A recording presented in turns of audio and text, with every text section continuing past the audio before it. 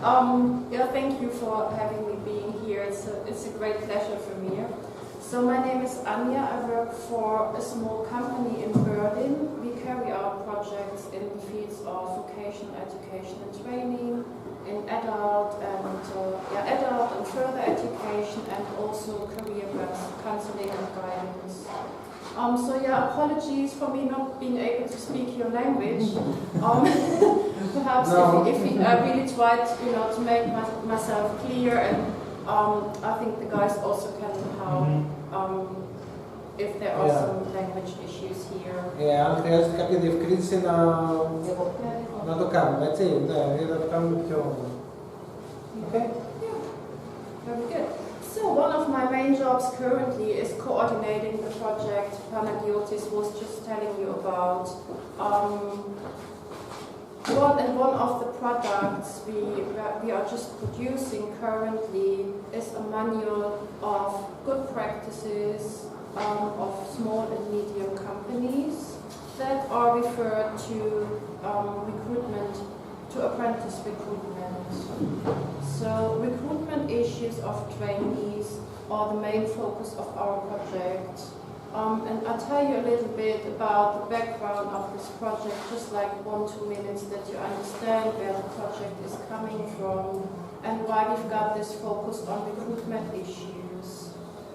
So I would like to start telling you very few bits on the vocational education and training system in Germany so that you get a little bit of a horizon, and then talk to you about what we call the good practice manual, which is the manual on good practice I was just talking about, and then introduce to you a few examples we have collected in Germany so far.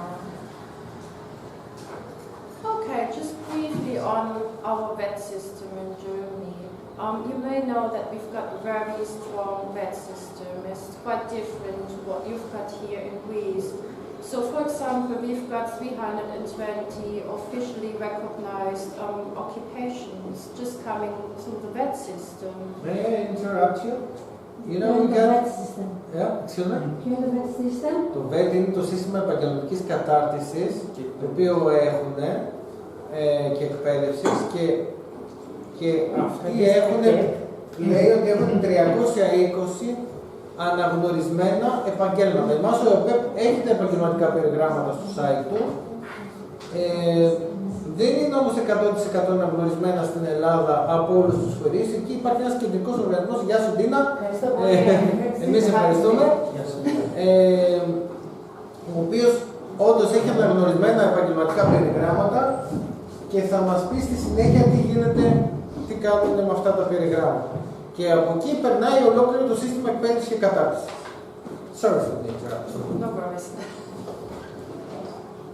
So, yeah, the system provides young people with really high qualitative training. It's not second class, really, and it's very popular amongst young people in Germany. So until a few years ago, it was more than half of people actually going or being educated through the VET system. So they didn't go to university or to colleges, they went through the VET system. It has slightly changed now, but it's still nearly half of young people going through that VET system. Λέει ότι είναι σημαντικό αυτό για να καταλάβουμε ποια είναι η διαφορά νοοτροπίας. Φεύγουν τα παιδιά από το σχολείο και πηγαίνουν στη μαθητεία, αντί να πάνε στο πανεπιστήμιο. Γιατί εγώ θέλω να γίνω, just a few examples of professions, for example, about apprenticeships, the most popular? Most popular is probably in a bank, for example, in the financial sector, or for insurance, technical electrician, like for boys, building cars. Αλλά πάνε μαθητεία όμως. Θα μας πει όμως πώς δουλεύει το σύστημα της μαθητείας. Και η διαφορά, η μαθητεία με την πρακτική άσκηση στη δική μας είναι ότι η μαθητεία νομίζω είναι ταυτόχρονα με την εκπαίδευση. Περίπου όπως το κάνει ο ΑΕ. Ναι, όχι ακριβώς. Είναι πιο κοντά στο ελληνικό σύστημα. Είναι πιο κοντά. Θα μας το πει τώρα στη συνέχεια. Ο ΑΕ ή η ΕΚ. Ο ΑΕ. Συγχρόνως έχεις μάθημα και... Γιατί έχουν και μάθημα και δουλειά. Ακριβώς. Μέσημα. Ναι, αλλά δεν τελειώνει στο Λύκειο, αυτό δεν είναι. Καταλάβει, τελειώνει. Θα μας το πει αυτοί τι κάνουν εκεί. Για μας ρωτάς τώρα. Εγώ το ξέρω ότι δεν τελειώνει. Ούτε και τελειώνει. Ούτε και τελειώνει. Γιατί είπανε για να πάει, αντί να πάμε πανεπιστήμιο, Πάνε στις σχολές. Για πού λες τώρα, Έχουν μιλάτε για αποφασίσει από πριν, Αριάδνη. άκουσα απλώς ότι τελειώνοντας το σχολείο δεν πάνε πανεπιστήμιο. Για πού μιλάμε τώρα, για Γερμανία? Ναι, και η Γερμανία. Τους ενδιαφέρει να πάμε να πάνε σε... Άρα θα όσο λέω ότι τελειώνει για το σχολείο. μαθητεία. Λοιπόν, καταλάβω με την Ελλάδα, αν είναι ο ΑΕΔ, αν είναι το ΙΕΚ, είναι στο ΙΕΚ. Okay, just a few explanation. And the question? Pose it to your question. I didn't understand the children that they finish the school, they go to the university. In your country, they don't go to the university, they go to the vocational training education. That's right? Correct. Yes. So here we have some names like OAED and το ΙΕΚ, τέλος πάντων, ναι, okay. That when we finish the 9 years of the school, then we can go there. Yes. But if we finish 12 years, we go to the university or somewhere else. Okay. I didn't understand Okay. the grade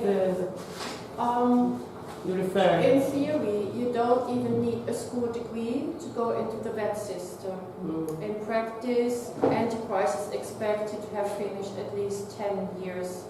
But there are also many people who've done their A-levels, so they've got the university entry qualification, but still decide for the vet system because it's more attractive to them.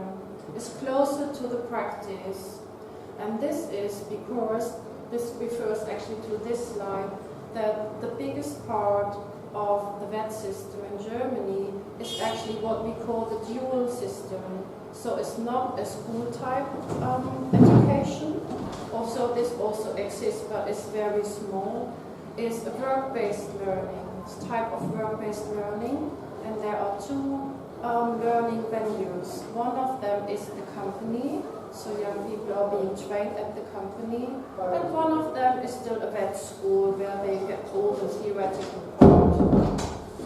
And the young people are hired and work for companies as like regular employees, usually for 3 years. So they are being trained for 3 years, and they are employees getting paid by the company. And the company and the school cooperate with each other. So this is the core of the dual system. So usually the youngsters spend around 60% of their training time in the company and 40% at the school. This is like the usual balance.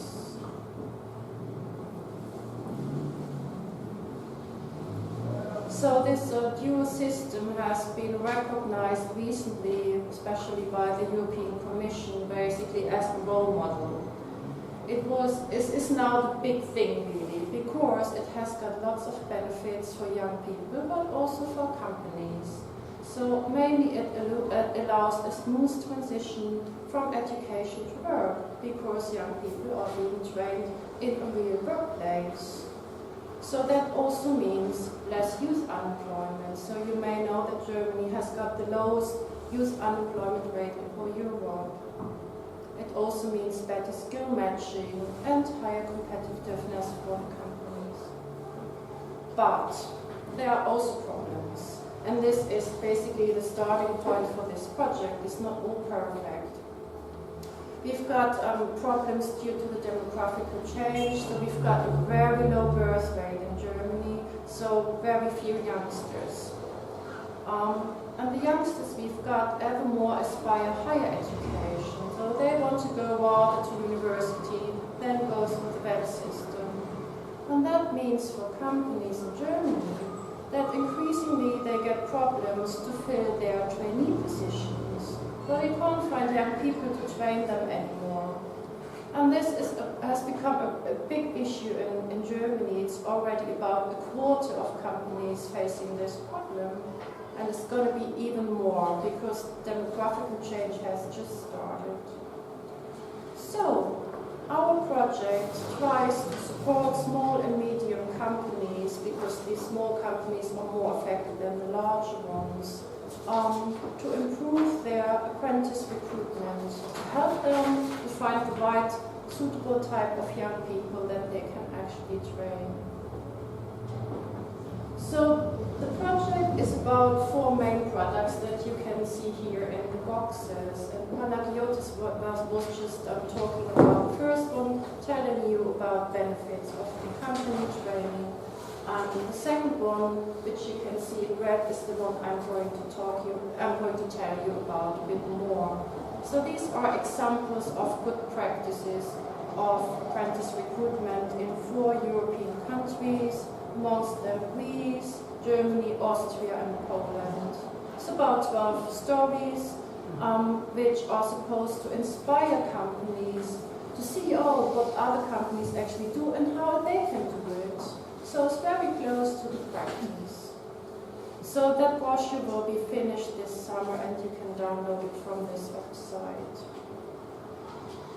You can find this website also too, as a link from the website of our organization institute. So if you've got the time, I would like to talk to you about 4 examples we have collected in Germany. We don't have much time. Yes, you just tell me after the first, the second stop. So just more 10 minutes, if it is possible, 15 minutes, Yeah, and then to have a fine. discussion. Of course, that's fine. Just to give you an impression, what is going on in Germany. So we looked into, in total, 6 companies. I've just, collected 4 examples. You can see these are very different industries with different sizes or numbers of employees, and they also do quite lots of different things when it comes to their apprentice recruitment. The first example is actually quite interesting, because it is about what the company calls apprenticeship-oriented internships. So now internships is something really common that is basically everywhere. But this company has given internships a completely new quality. And this is for 2 reasons. So these internships are provided for young people at schools, so school students, pupils, and they were not supposed to just stand in the corner and not to know what they do, or to make coffee for their colleagues or whatever. They were supposed to really get to know the job, first of all, and second, the company also wanted to use these internships to find the right practices for their company. So they consider these young pupils coming to them as future apprentices, and they want to see who is best for the company. So they designed a training system basically for the interns that are strictly oriented towards what apprentices do in the company. So if an intern comes to the company, he will do tasks that usually an apprentice would do at the beginning of its training. So they would actually get to really to learn the job and not just standing, useless in the corner. So that is the first element.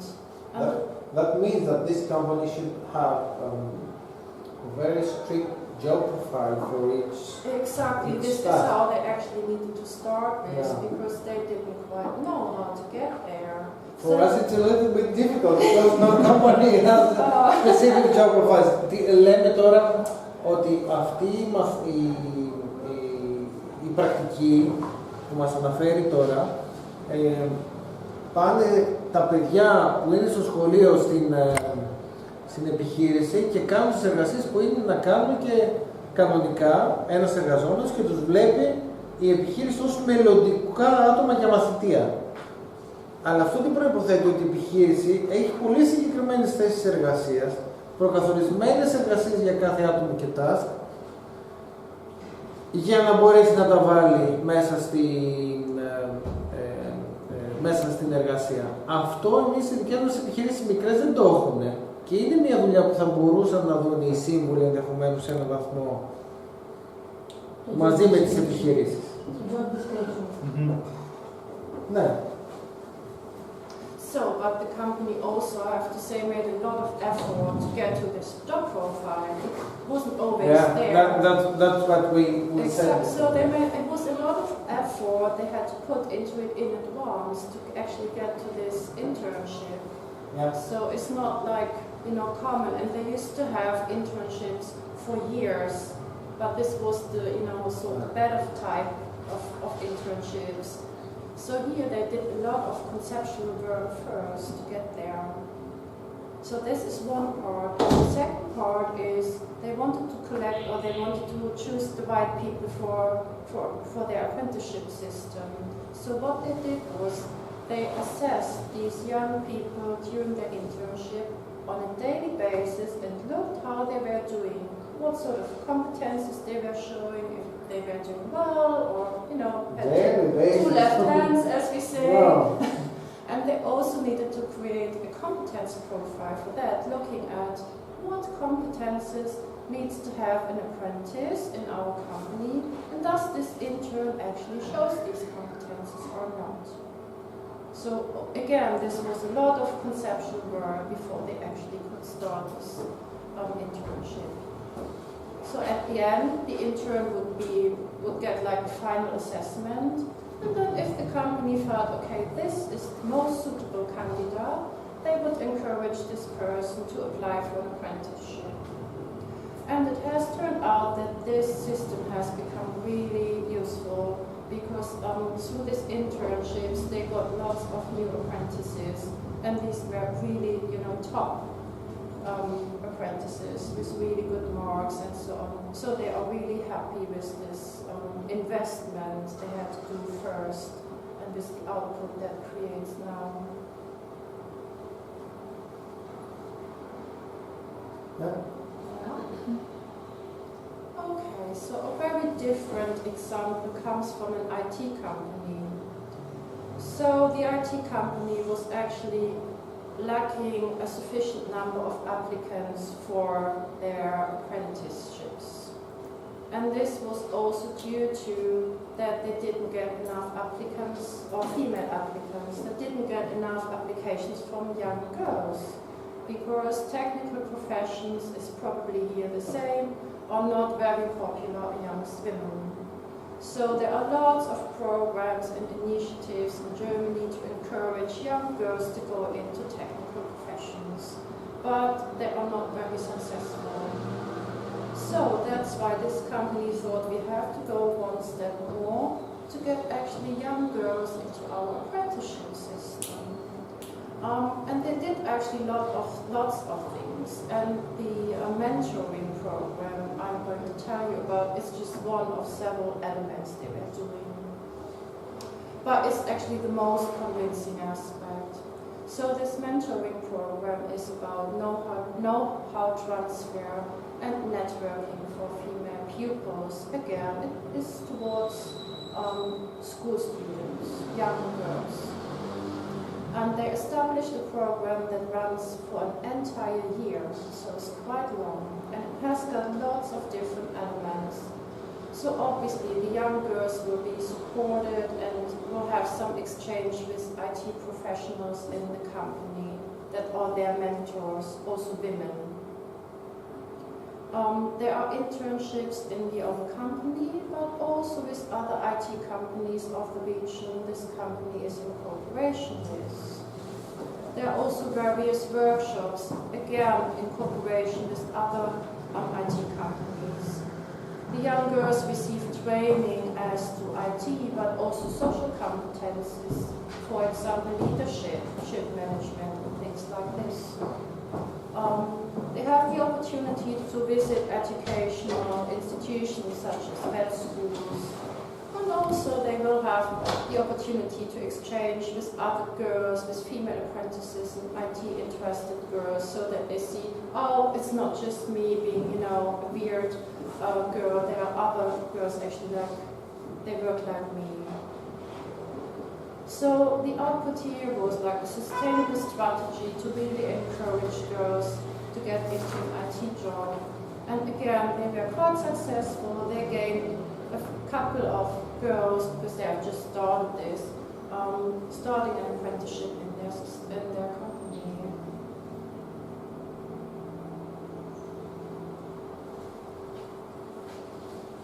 Another example is, it comes from a very small or quite small company, painting trade.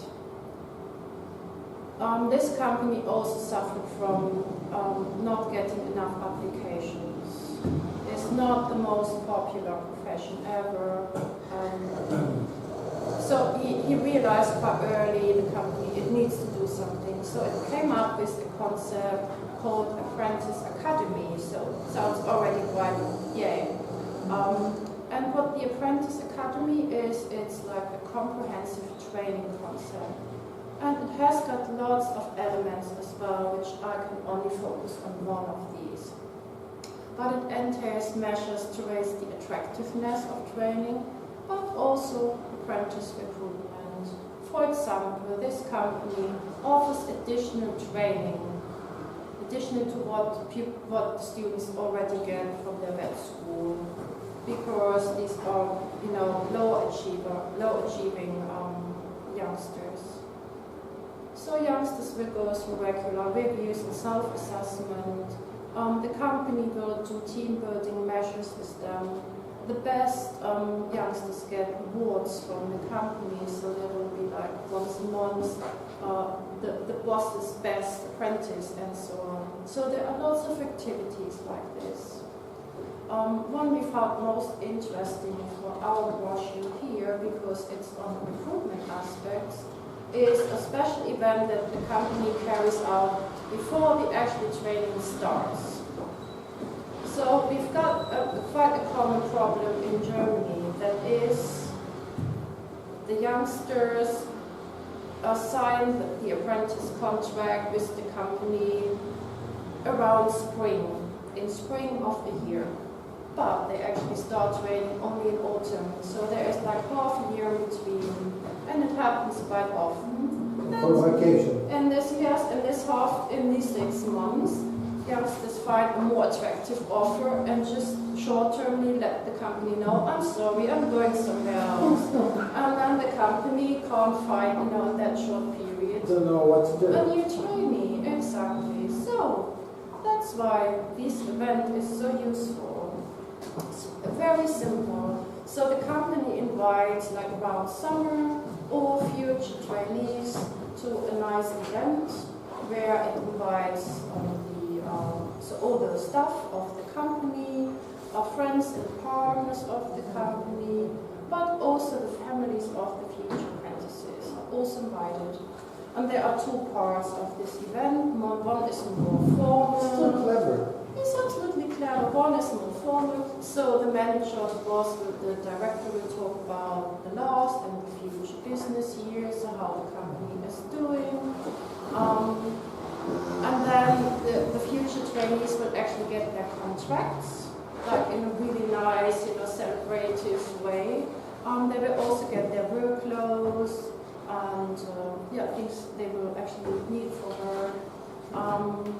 And then after this more official part, there is basically a party where they get together, can get to know each other, they eat together and so on. So We need to move on. this all creates like a culture of proud. So from early on, the youngster knows, hey, I'm really working for a great company, which I can proud on. And none of these apprentices has actually gone to another company before training started. It just doesn't happen there. So there is high commitment from early on. All right, last example, which is quite different, but nevertheless, I think this is the future for many German companies. And this is the adaptation of recruitment or selection criteria. So it's quite obvious that for the success of a job interview, selection criteria are quite important. So what happens with most companies is that they've got quite high expectations what the young people should actually know and what competences they should have. And often they haven't got these competences, and then the company say, well, but they don't know anything and I don't find an apprentice, so I can't train anyone. This is quite a common thing that happens in Germany. So, but it's not the future. The future is actually what this company did. It's the hotel industry that started a more flexible recruitment policy that is actually actively open for low-achieving pupils, and also those with actual starting difficulties, like migrants, or pupils, or youngsters that have already dropped out of education, and so on, like really difficult youngsters. So they lowered their expectations, what these kids need to know and need to have, and focused on soft skills instead. So the most important things are not their school grades, but are they interested in the profession? Are they able to be on time, to work independently, to work in a team, to work in an international environment because it's a hotel? So they were rather looking at potentials than on already existing skills and competences, and we're then focusing on developing these potentials. And again, they were quite successful because the hotel industry suffers a lot from getting apprentices, but this hotel not. They always have got plenty of applications, and they always have got, they can fill their apprentice positions. And they have found out that even amongst the weakest youngsters, they still, have really, they can develop them to really valuable and competent team members. That's it. For more information, visit this website. As I've said, around summer you can see the whole brochure. There will be also examples from Greece there, and from Poland and Austria. Thank you, Anja. And νομίζω ότι είχε ενδιαφέρον το τελευταίο. Δηλαδή,